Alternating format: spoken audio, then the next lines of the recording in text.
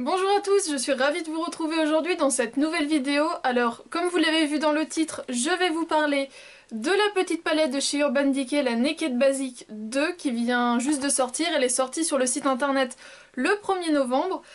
Je vous avoue que c'était un achat que je ne pensais pas faire, c'est une palette que je ne pensais pas avoir si tôt, puisque c'est une palette qui coûte 27 €. Et je pensais donc me la prendre en fait avec la carte cadeau de 30 € que Sephora me donne pour mon anniversaire, comme je suis carte gold, et comme mon anniversaire est le 22 novembre. Je pensais donc attendre jusque là, mais finalement comme les 25% étaient encore d'actualité, la palette au lieu d'être à 27 €, je l'ai donc eu à 20,25 €, donc ça valait le coup.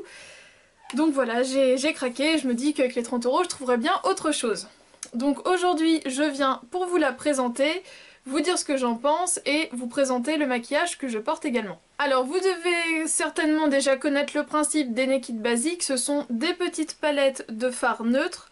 Ce sont des palettes de 6 fards, donc en fait c'est exactement le même principe que la Naked Basic 1, c'est logique. Ça se présente donc dans un packaging quand même assez rigide, mais qui a une texture un petit peu gomme. La une a très bien vieilli, donc je vais voir comment la 2 se comporte.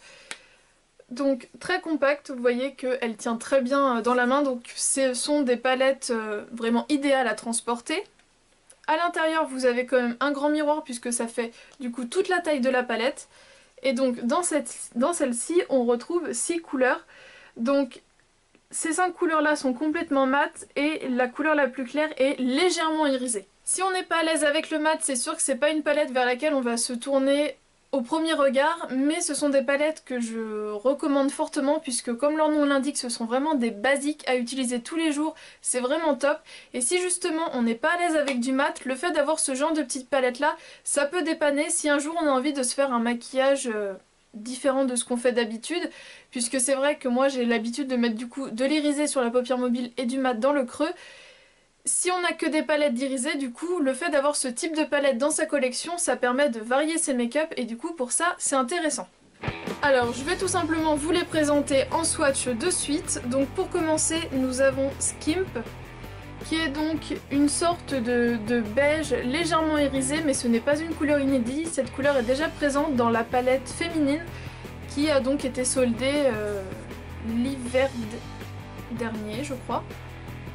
Donc voici, ce sera une très jolie couleur à porter sur l'ensemble de la paupière, vraiment en point de lumière, mais pour tous les jours, ça si on n'a pas le temps de se maquiller, c'est vraiment super joli. Deuxième couleur, il s'agit de Stark, qui est donc un rose mat, mais un rose quand même assez chaud. Donc ça également porté sur l'ensemble de la paupière mobile c'est pas mal, ou pour dégrader les autres fards ça peut être aussi très intéressant, mais vraiment porté seul sous l'arcade sourcilière, pour moi par exemple vous voyez c'est beaucoup plus foncé que ma carnation, du coup ça matche pas super bien. Nous avons ensuite Frisk qui est une sorte de gris taupe, donc c'est celui que je porte actuellement sur ma paupière mobile et c'est vraiment une couleur que j'aime beaucoup. Nous avons ensuite Cover qui est un marron assez chaud, mais ça pour moi c'est vraiment le vrai marron. Nous avons ensuite Primal et là vous voyez ça c'est vraiment un marron froid. Il a même comme des petites sous-teintes un peu kaki en fait. Et vous voyez que donc les deux couleurs, celui-ci fait beaucoup plus chaud que celui-ci fait beaucoup plus froid. Et pour terminer nous avons Undone qui est donc une sorte de gris marron. Une sorte de gris marronné en fait. Et du coup cette couleur là je la trouve très intéressante puisque je ne l'avais jamais eu dans aucune palette. Donc voici l'ensemble des couleurs. Alors j'ai remis du Stark ici puisque vous voyez il y a un double swatch. Le Stark est en dessous et celui d'après le Frisk est par dessus. Donc bon, je vais pas être élue la reine des swatchs cette année. Mais donc voici. Le Skimp est quand même très intéressant, vous voyez, même si c'est pas hyper flagrant, il est quand même très lumineux. Je vous laisse à présent avec le tuto en sachant que j'ai eu un petit raté au niveau de ce que je voulais faire, donc je m'y suis reprise à la fin. Je vous montre tout ça et je vous donne un petit peu plus mon avis sur la palette juste après. Alors pour commencer, je vais venir appliquer Frisk avec un pinceau plat sur l'ensemble de ma paupière mobile.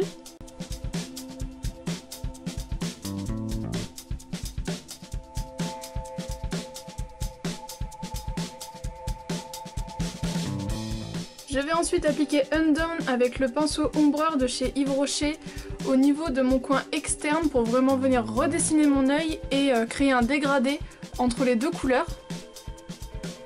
Donc je pars de l'extérieur et en fait je vais essayer de venir créer une forme un petit peu plus évasée pour agrandir mon regard. Et je vais également venir appliquer du fard au niveau de mon creux de paupière.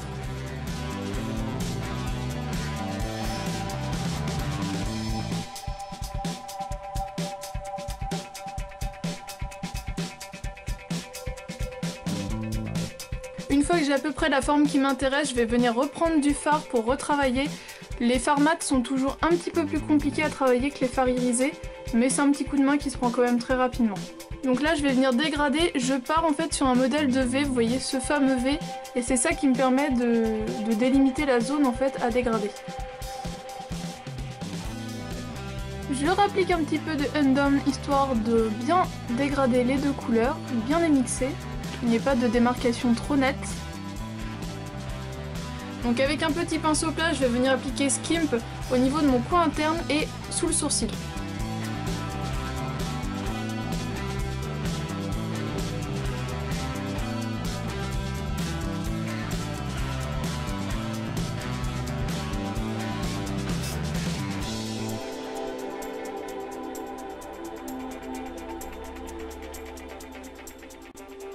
Donc sous le sourcil, je le mets vraiment grossièrement puisque je vais venir reflouter tout ça après.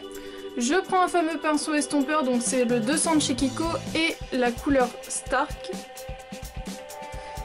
Et comme c'est une couleur qui est un peu plus foncée que ma carnation, c'est pour ça que je le prends au pinceau estompeur. Et je vais l'utiliser pour flouter les bords de Undone et en même temps flouter Skimp. Donc on n'hésite pas à estomper puisque l'estompage c'est vraiment la base du maquillage. Si jamais on a bien fait son boulot et que du coup on a vraiment bien estompé, on peut venir remettre un tout petit peu de Undone vraiment dans le coin pour le réintensifier un tout petit peu. Je viens ensuite appliquer le fard Primal avec un pinceau biseauté en guise d'eyeliner. Alors ça va vraiment faire un eyeliner très très discret, c'est juste histoire de mieux souligner en fait mes cils.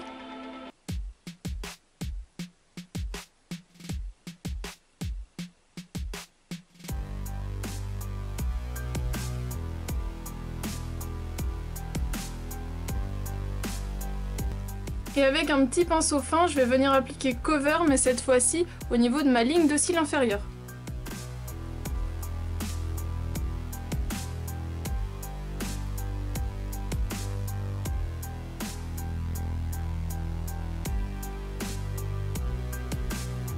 Pour terminer le maquillage, je viens appliquer le crayon de chez Kiko de la gamme Sportproof. C'était une édition limitée, donc le 03, c'est une sorte de marron glacé. Je viens de l'appliquer au niveau de ma muqueuse supérieure. Et pour agrandir mon regard, je viens appliquer le Catrice Matte to Stay dans la muqueuse inférieure.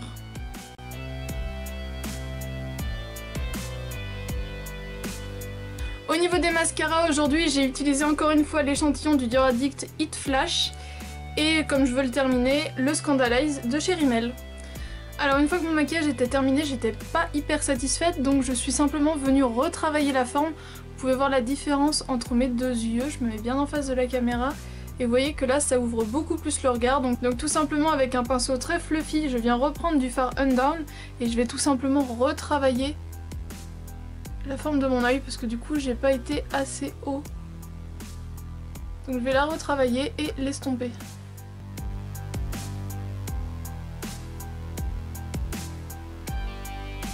Je viens ensuite re-estomper les bords.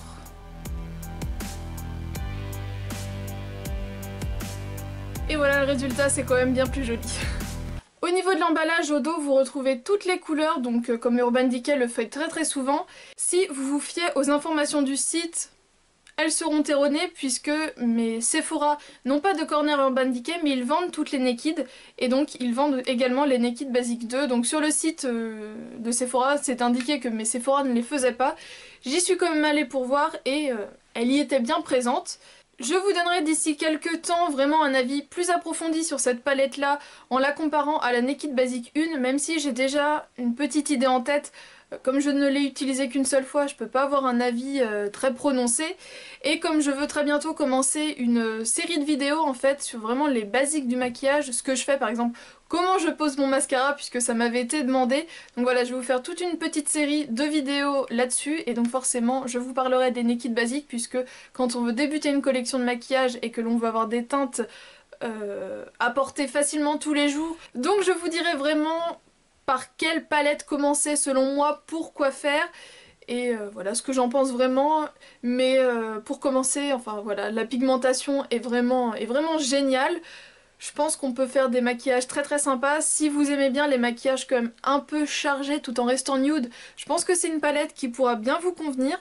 Si vous êtes vraiment attiré par les couleurs assez taupe et marronnées, c'est pareil, c'est vraiment fait pour vous, puisque du coup, là c'est vraiment du taupe gris, du marron, du gris marron, voilà, c'est pas du gris ou vraiment du noir. Certes, beaucoup de personnes aiment bien avoir un blanc ou du moins une couleur vraiment très claire et un noir. Là, on n'a pas ça, mais on a quand même des teintes qui s'en rapprochent et ça change. Donc du coup, je trouve ça très intéressant. C'est absolument pas un achat que je regrette, je pense que je vais bien m'amuser avec. Donc voilà, c'est mon premier avis à chaud, puisque je l'avais juste swatché hier, donc là j'ai fait mon premier make-up avec aujourd'hui. Donc voilà, c'est mon tout premier avis sur cette petite palette là et je reviendrai vers vous pour vous en dire un peu plus en comparant avec sa grande sœur. Voilà, j'espère que cette vidéo vous a plu, je vous fais d'énormes bisous et on se retrouve donc samedi pour ma prochaine vidéo. Ciao!